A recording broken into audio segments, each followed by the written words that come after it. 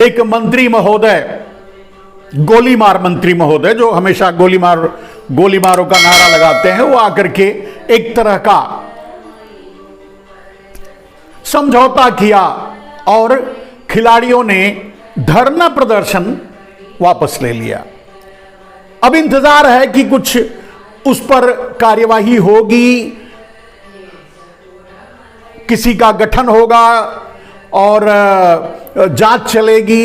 ये सब दिखावे के लिए हैं, इनका कोई अस्तित्व नहीं है, उन्हें न्याय नहीं मिलेगा।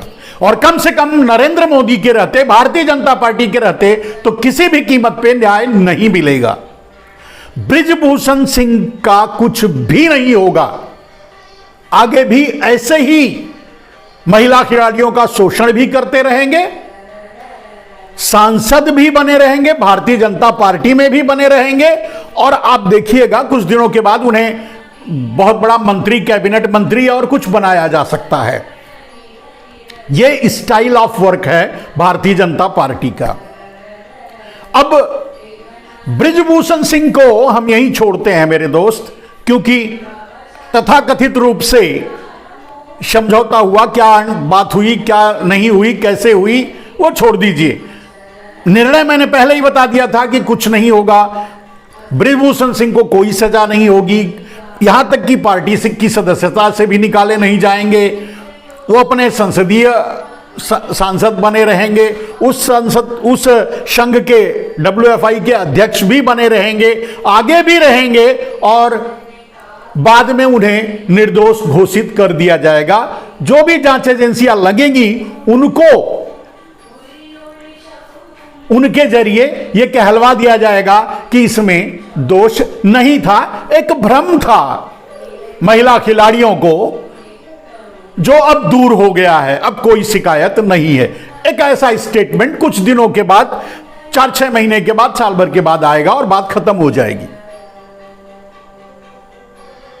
अब हम आगे बढ़ते हैं मेरे दोस्त।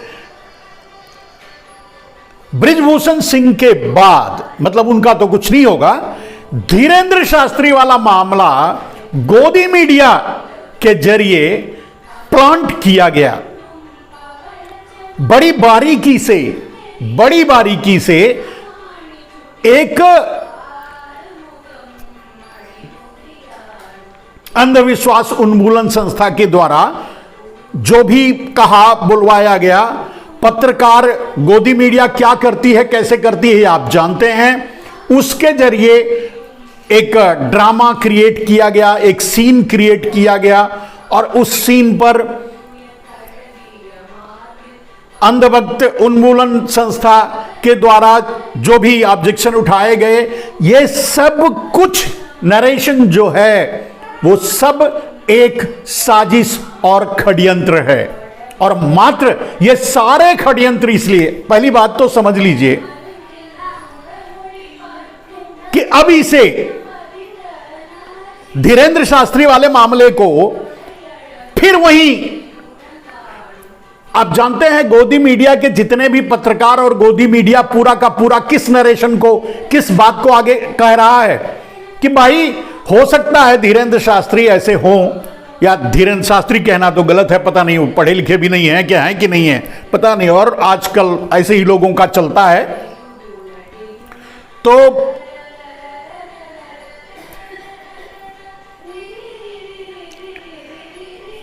बड़ी बारीकी से एक लंबी साजिश के तहत इस मुद्दे को सामने लाया गया, और इसको अब पूरी मीडिया, गोदी मीडिया मिलकर के सनातनी और गैर सनातनी का मुद्दा बनाने में लगी है। और आप देख रहे हैं वो हो रहा है। बात और चर्चा किस पर हो रही है? बहुत से लोग आगे आकर के धीरेंद्र के साथ भी खड़े हो गए हैं। एक लंपट, एक झूठा, एक मक्कार, एक धोखेबाज, एक थर्ड क्लास का मैजिशियन, ऐसे कह सकते हैं। उस क्लास का भी नहीं है कि मैजिशियन के रूप में भी उसे लोग देखने जाएं। ऐसे एक आदमी को मुद्दा बना करके सरकार, भारतीय जनता पार्टी, मोदी पूरे देश को अब उसमें लगा रही है, सनातनी और गैर सनातनी का मुद्दा बना रही है। देखिए अब गोदी मीडिया क्या कह रही है कि भाई तुम धीरेन्द्र से तो पूछोगे, हो सकता है गलत हो, नहीं हो छोड़ दो, लेकिन मौलवी से नहीं पूछोगे, तुम पादरी से नहीं पूछोगे। अरे भाई, नंगे बिना किसी वस्त्र के लटकाकर घूमने वालों से लेकर के और ये भगवा दलालों से लेकर के और वो सफेद चोंगे से लेकर के, चाहे जो भी इस तरह के तिलस्मी, इस तरह की नौटंकी, इस तरह का ड्रामा, चाहे वो किसी भी धर्म का हो, कहीं भी हो, किसी भी स्थान पे हो, अगर करता है तो वो वही है जो धीरेन्द्र है, कहने की जरूरत नहीं है। लेकिन मुद्दा, और मुद्दा क्यों धीरेन्द्र ऐसा आदमी भी नहीं है जिसे को पता नहीं कौन सुनता है कौन नहीं सुनता, जबकि इतने बैड मतलब बुरे अनुभव हो चुके हैं इस देश को इन भगवा दलालों से और ठगों से, फिर भी ये उनके पीछे क्यों पड़ जाते हैं, क्यों पड़े रहते हैं, समझ में नहीं आता। आपने देखा होगा नरेंद्र मोदी से लेकर के अटल बिहारी से लेकर के बड़े से बड़े भारतीय जनता पार्टी के नेता कभी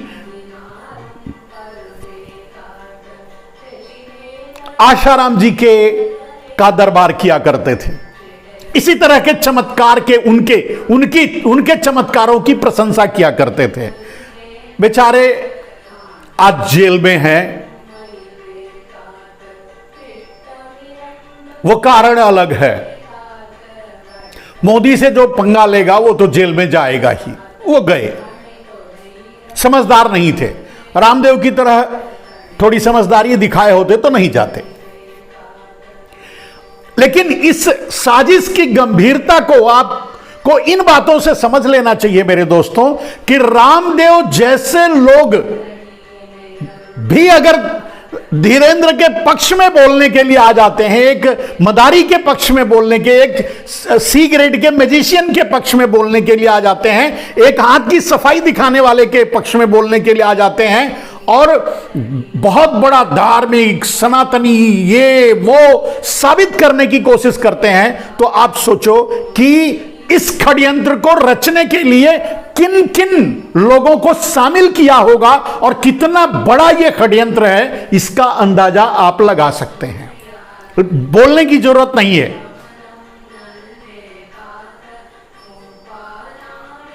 मैं नहीं समझता, धीरेन्द्र पर मैं कुछ नहीं बोलना चाहता, किसी भी क्योंकि ये देश जितनी बार ठगा गया है वो इसी नौटंकियों, ठगों, दलालों और कल इस रंग मतलब भगवा के कारण ठगा गया है।